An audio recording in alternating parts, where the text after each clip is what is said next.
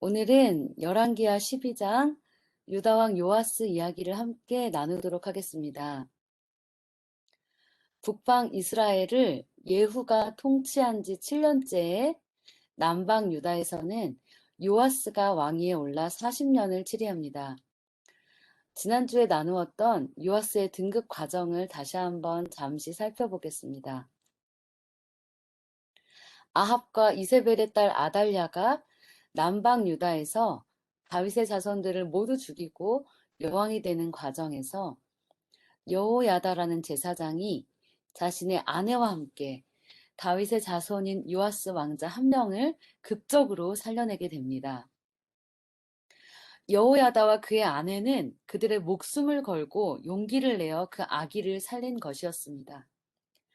그리고 드디어 아기가 7세 되던 해에 여호야다는 왕실의 군사들을 자기의 편으로 만들었고 그 왕실 호위병들은 다윗의 자손이 살아있는 것을 보고 난 뒤 대제사장 여호야다의 명령에 모두 기쁘게 순종하여 아합 가문을 멸하는 거사에 협력하게 됩니다.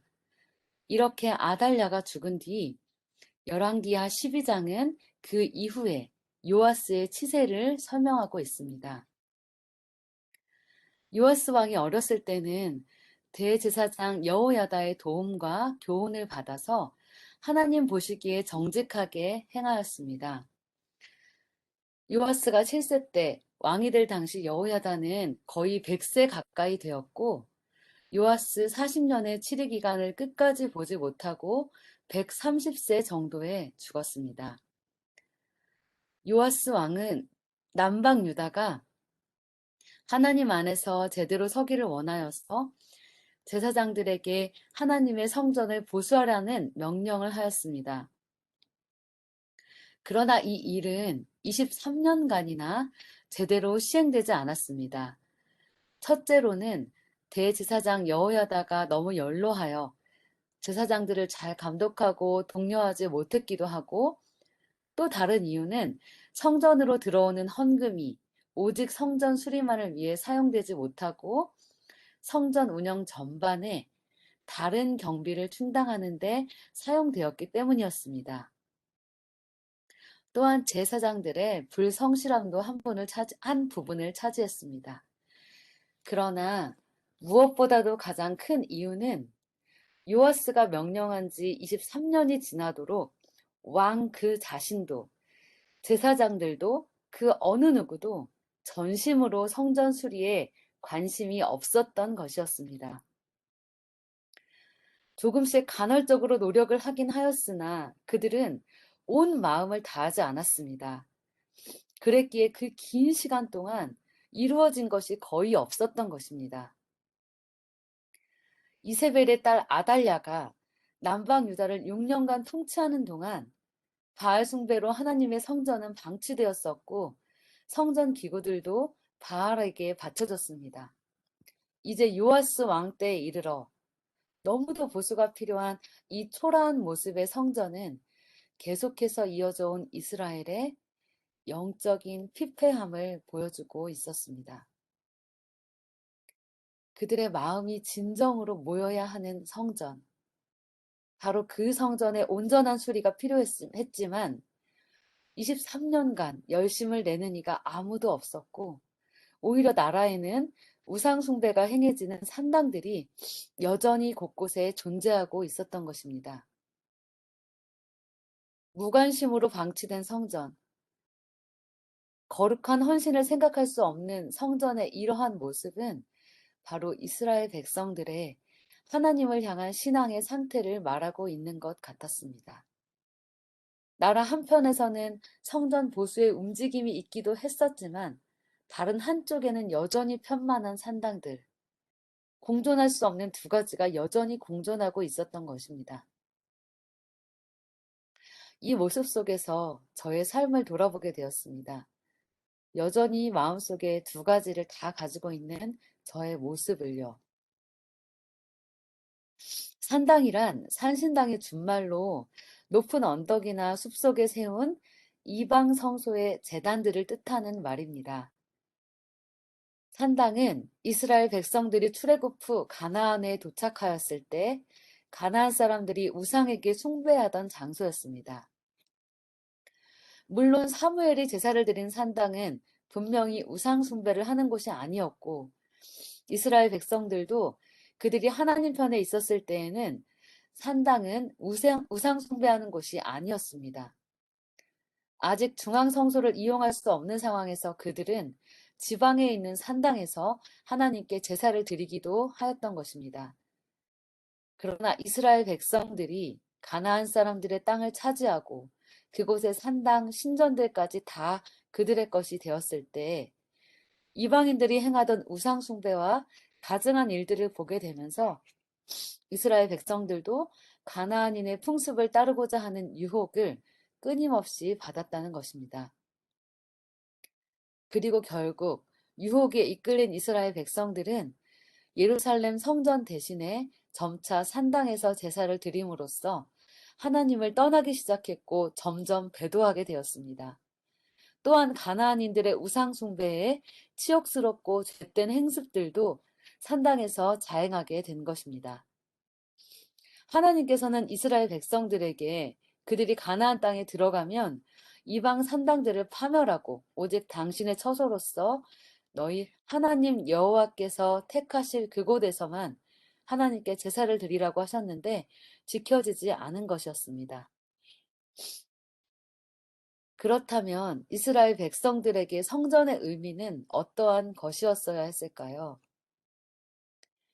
성전의 모든 것은 예수님을 나타냈고 또한 저희도 그 예수님을 닮아가는 성전이 되어야 함을 성경 전체에서 말하고 있습니다. 열왕기상에서 보았던 솔로몬의 성전을 다시 한번 생각해 보시기를 원합니다.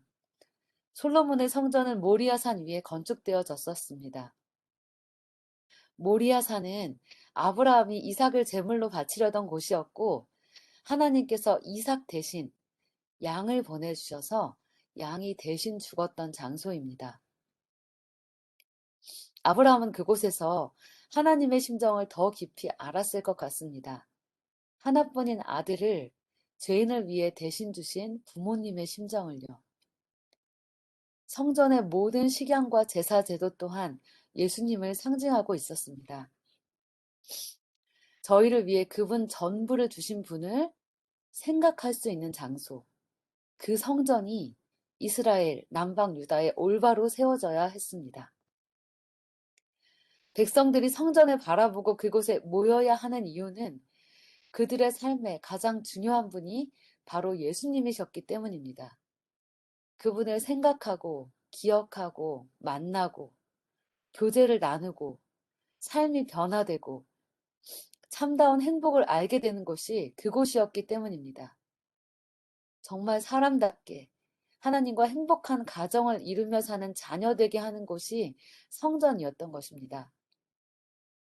광야에서의 성소는 하나님께서 친히 백성 가운데 있기를 원하셨던 간절한 사랑의 표현이었고 후에 지어진 성전 또한 그 연결이었던 것입니다.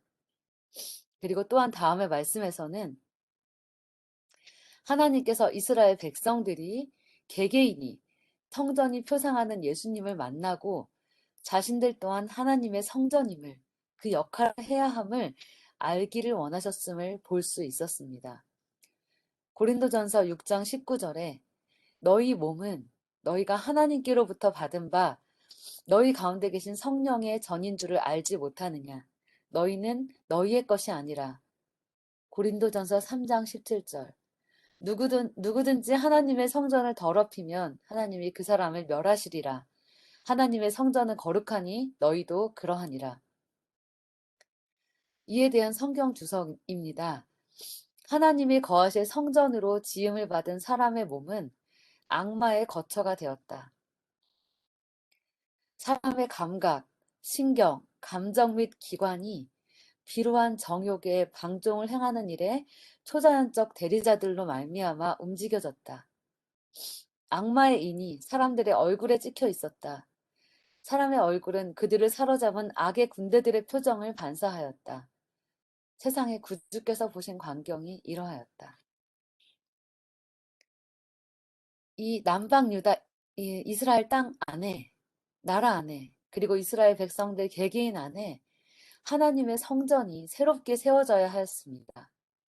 거기서부터 개혁이 시작되어야 했습니다. 그래서 요아스 왕은 성전을 잘 보수하고 싶었는지 모르겠습니다. 그 처음 제사장들에게 명령을 내렸을 그때에는 왕도 이스라엘 전체에 개혁이 필요함을 분명 느꼈을 것입니다.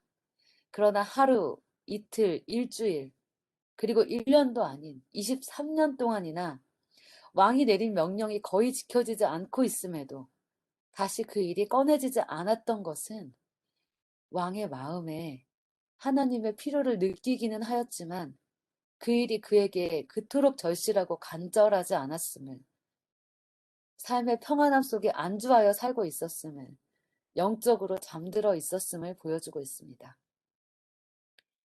이제 열왕기하 12장 중반에 이르러 드디어 요아스는 그의 즉위 23년째 해에 다시 신앙개혁을 시작하려고 합니다.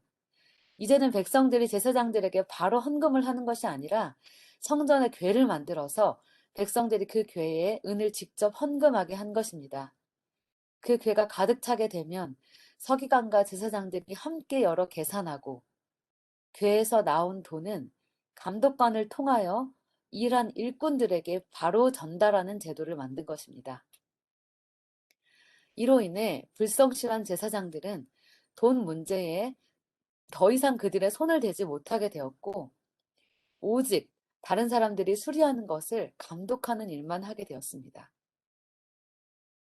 이것은 게으르고 불의한 이득을 챙기던 제사장들의 부정을 봉쇄하는 투명한 제도였습니다. 궤에 쌓인 그 은은 오로지 성전을 수리하는 데만 사용되도록 철저히 관리되어서 드디어 성전의 수리를 완전히 마칠 수 있게 되었습니다. 그리고 그 성전의 보수가 다 마쳐지고 나서야 남은 은을 가지고 성전의 집기들을 만드는 것이 허용되었습니다. 이렇게 골격을 수리하고 나서야 내부의 장식과 기구들을 보수하였는데요. 이와 마찬가지로 광야 시대에 성소가 만들어지던 과정에 대한 주석을 잠시 살펴보겠습니다.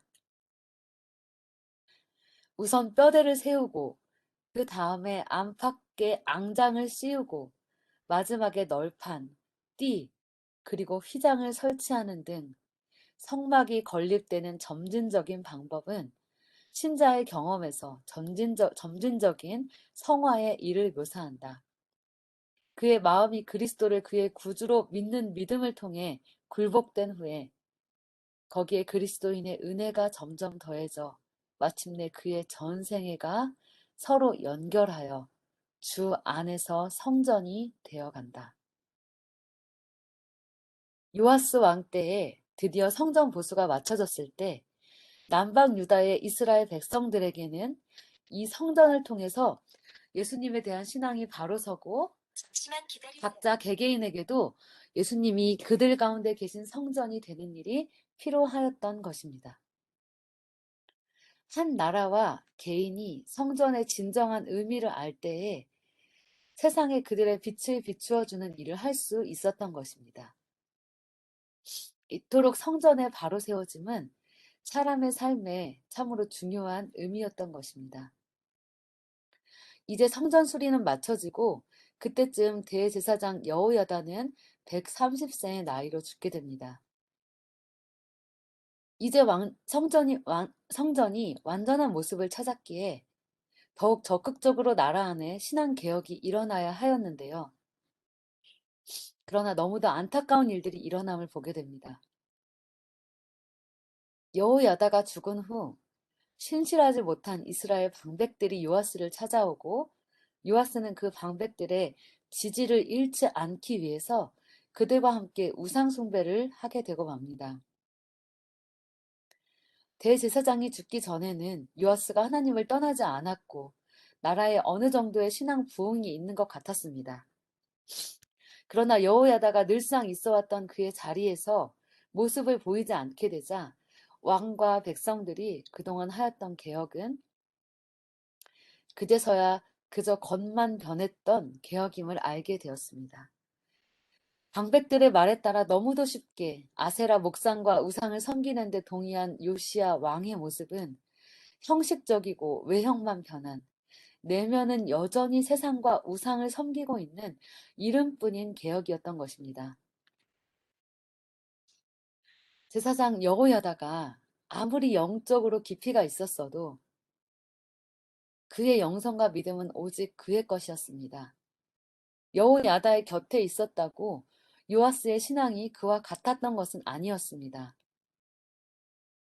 요아스는 대제사장의 하나님이 아니라 개인적으로 자신의 하나님을 만났어야 했습니다.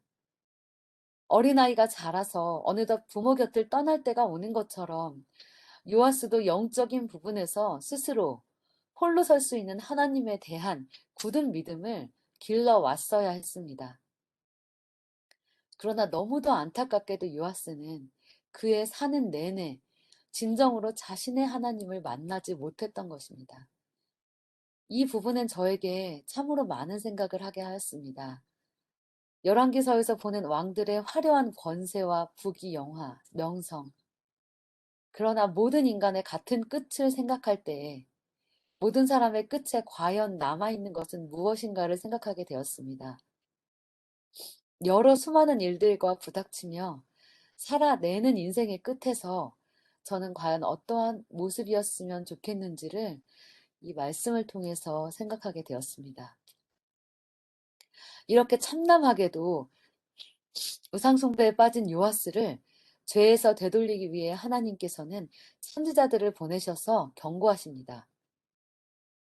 지금부터의 내용은 열왕기 하와 역대하의 내용을 종합하였습니다. 역대하 24장 19절 여호와께서 그들에게 선지자를 보내사 다시 여호와에게로 돌아오게 하려 하심에 선지자들이 그들에게 경고하였으나 듣지 아니하니라. 이미 우상 숭배로 마음이 강팍하여진 요아스와 백성들은 선지자들의 말을 듣지 않았습니다.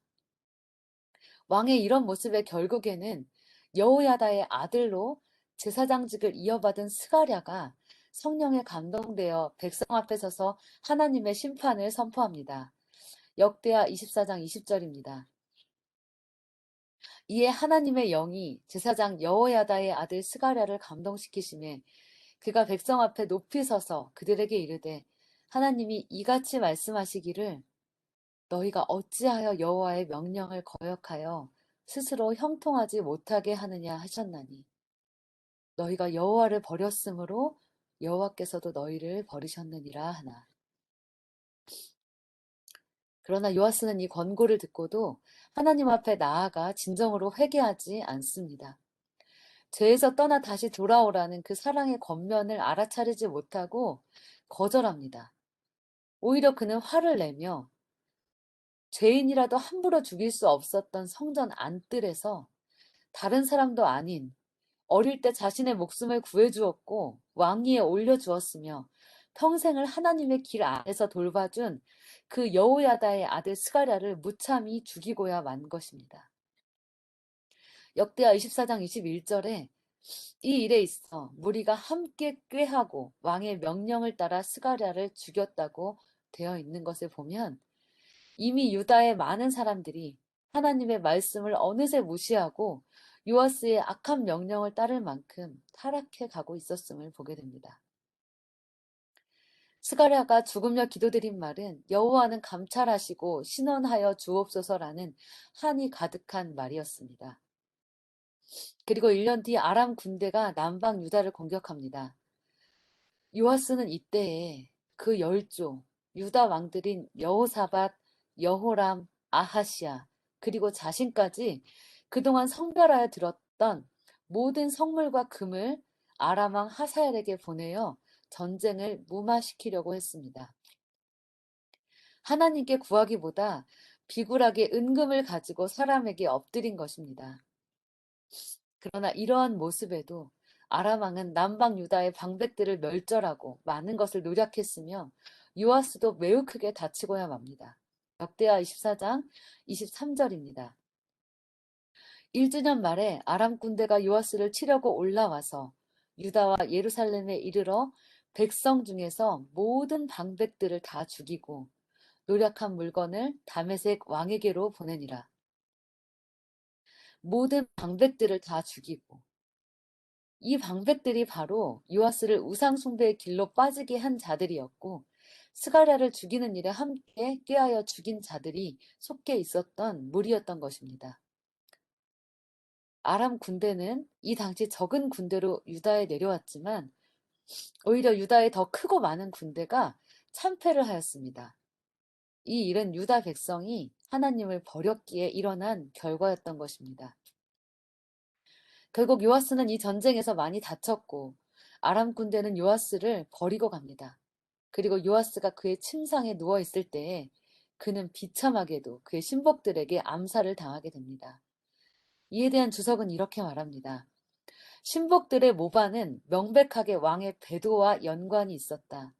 그는 여호야다의 아들 스가랴를 죽였다. 요아스의 생명과 왕자는 신실한 대제사장에게 빚진 것이었다. 은인의 아들을 죽인 것은 실로 배은망덕한 행위였다.